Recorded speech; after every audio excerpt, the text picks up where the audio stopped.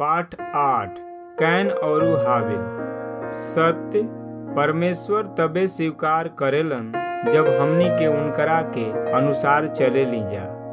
Bible पद भजन संहिता अध्याय 9 का 12वां पद। काहे से कि खून का पलटा लेवे वाला उनके याद रखेला, ऊ दीन लोगन को दोहाई के नाही भूलेला। परिचय। आदम और हवा अपना पाप के चलते परमेश्वर से अलग हो गईला हन। आज के पाठ में आदम और हवा और ऊ दोनों के संतान कैन और हाबिल के बारे में जानल जाई। आई देखी जा कैन और हाबिल के साथ का भइल, ऊ दोनों के पाप के कारण का रहे। उत्पत्ति अध्याय 4 के 1 से 2 पद। जब आदम अपने पत्नी हव्वा के पास गईलन, तब ऊ गर्भवती होके कैन के जन्म देलिन और कहलिन, हम यहोवा का सहायता से एक पुरुष पहले हैं। फिर ऊ ओकरे भाई हाबिल के भी जन्म देलिन। हाबिल भेड़ बकरी का चरवाहा बन गयल, लेकिन कैन भूमि पर खेती करे वाला किसान बनल। हवा जानत रहली कि परमेश्वर जीवन के आधार बाड़न। कैन और हाबिल के जन्म पाप में भइल। उ दोनों लड़कन के माता पिता यानी हवा और आदम के पाप के कारण जौना मनुष्य के परमेश्वर अपना स्वरूप में उत्पन्न कैले रहलन, परमेश्वर के जाने, परमेश्वर से प्यार करे, परमेश्वर के आज्ञा माने, अब शैतान के कब्जा में हो गई। उ दोनों के कौनो अब पासे रास्ता ना रहे, सब बंद हो गई परमेश्वर के यहाँ जाए खातिर। लेकिन परमेश्वर के अनुग्रह के चलते उ दोनों के खातिर पहले ही रास्ता तैयार कर देले कि वो दोनों परमेश्वर के पास आ सकस। बाइबल में इ नइखे लिखल परमेश्वर कैसे आदम के परिवार की आराधना खातिर बुलावत बाड़न। बाइबल में एकरा बारे में लिखल बा कि जौन भेंट बा उ काहे, कैसे और उ कहाँ परमेश्वर के चढ़ावे के बा, जौन की परमेश्वर ओकरा के ले सकत बा। परमेश्वर के नियमित रूप से आराधना के खातिर पाप रहित होखल जरूरी बा। एगो मेमना के मारे के बा और उ खून बहावे के बा।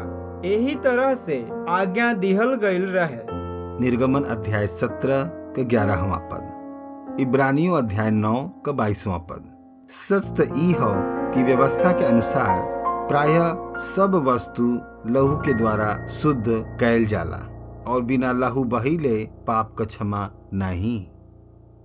उत्पत्ति अध्याय 4 का 3 से 5 पद। कुछ दिन के बाद कैन यहोवा के पास भूमि के उपज में से कुछ भेंट ले आइलन और हाबिल भी अपने भेड़ बकरियन का कई एक पहिलौटा बच्चा भेंट चढ़ावे के ले आइलन और ओकर चर्बी भेंट चढ़ैलन। तब यहोवा हाबिल और ओकर भेंट के तो ग्रहण कैलन, लेकिन कैन और ओकरे भेंट के उ ग्रहण ना कैलन। तब कैन बहुत ज्यादा गुस्सा गईलन और ओकरे मुंह पे उदासी छा गई। कैन और हाबिल दोनों परमेश्वर के जानत रहलन, काहे कि उ परमेश्वर के बलिदान देले बाड़न। हाबिल सबसे पहला मेमना के मार के उनकरा सबसे साफ अंग माने के उत्तम बलिदान कैला हन और परमेश्वर हाबिल और ओकरा बलिदान से प्रसन्न भइला हन। कैन अपना खेती के उपज से कुछ हिस्सा भेंट कैले बा, परमेश्वर ओकर भेंट के अस्वीकार कर देला हन। परमेश्वर ही रहला हन कि ऊ ई निश्चय कैला हन कि कौन तरह से भेंट उनकरा खातिर ठीक बा, ना कि कैन और हाबिल। हमनी के उनकरा खातिर बलि चढ़ा सकीले जब हम ई बात स्वीकार कर ली कि हम पापी हई और परमेश्वर ही हमरा के मोक्ष दे सकेलन। कैन पर विश्वास ना कैला सिया और आपन मन के अनुसार भेंट चढ़ौला सिया। उत्पत्ति अध्याय 4 का 6 से 7 पद। तब यहोवा कैन से कहलन कि तू काहे गुस्सात हुआ और तोहरे मुंह पे उदासी काहे छा गयल हो। अगर तू भला करा तो काहे तोहार भेंट ग्रहण न करल जाए, और अगर तू भला न करा त पाप द्वार पे छिपल रहेला और ओकर लालसा तोहरे तरफ हुई और तो के ओपे प्रभुता करना हो। परमेश्वर के बहुत ज्यादा प्रेम के चलते परमेश्वर कैन के चेतौला हन कि वो अपना पाप पर विजय प्राप्त कर ले। उत्पत्ति अध्याय 4 का 8 से 9 पद। तब कैन अपने भाई हाबिल से कुछ कहलस, और जब वो मैदान में रहलन तब कैन अपने भाई हाबिल पे चढ़ के ओके घात कैलस।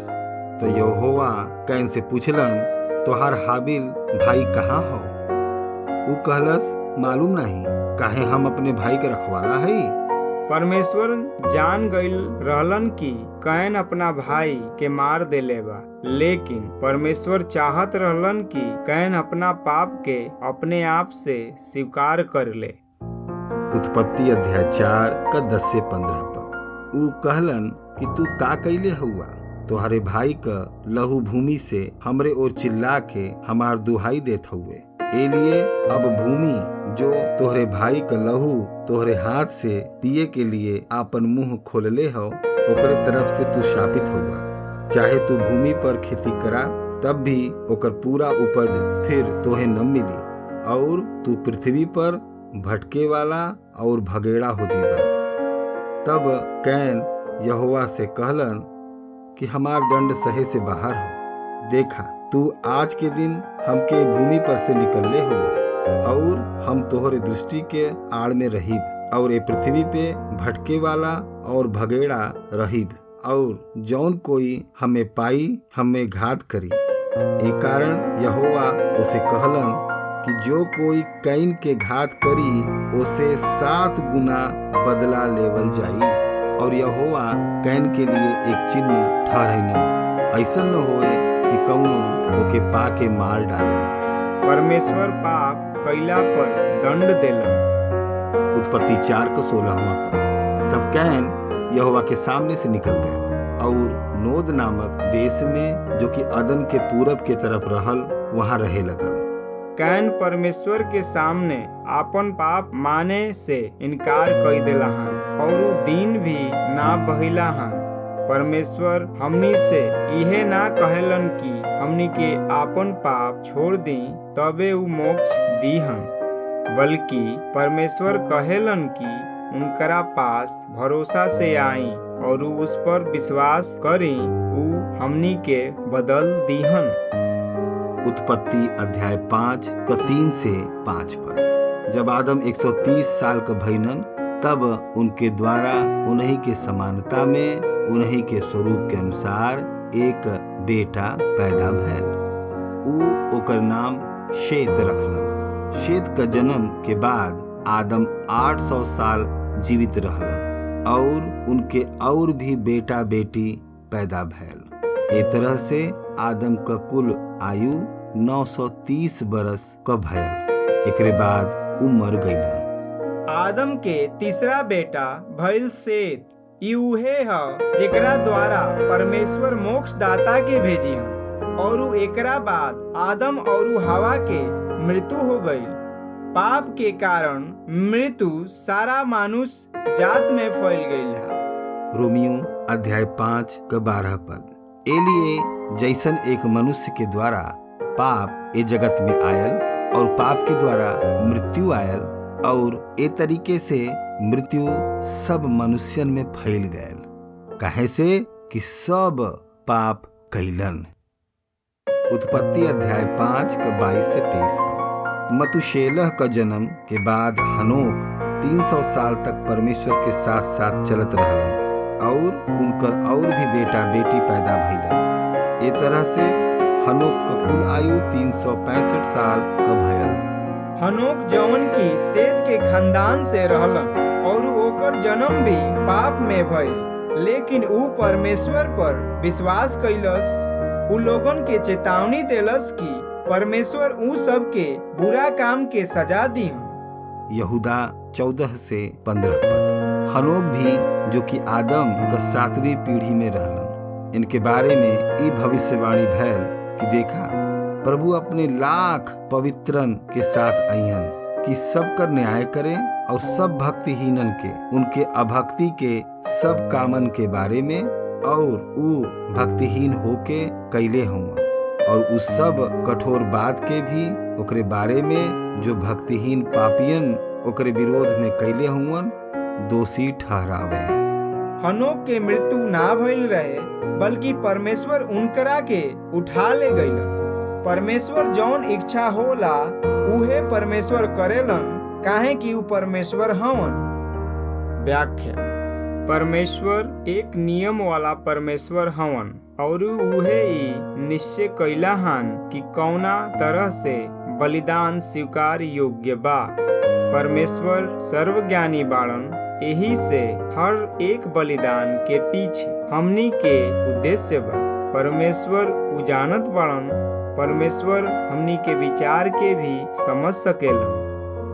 पूछे, हमनी का परमेश्वर के बारे में का सिखत बानी जा? हमनी के मनुष्य के बारे में का सिखत बानी जा? का कौनो पाप बा जेकरा से बचे के बा? कौनो आज्ञा पालन करे के खातिर बा या कौनो उदाहरण बा जेकरा के पालन करे के चाही? जौन भी आप परमेश्वर के वचन से सीखनी है ओकरा के दूसरों से भी बताई।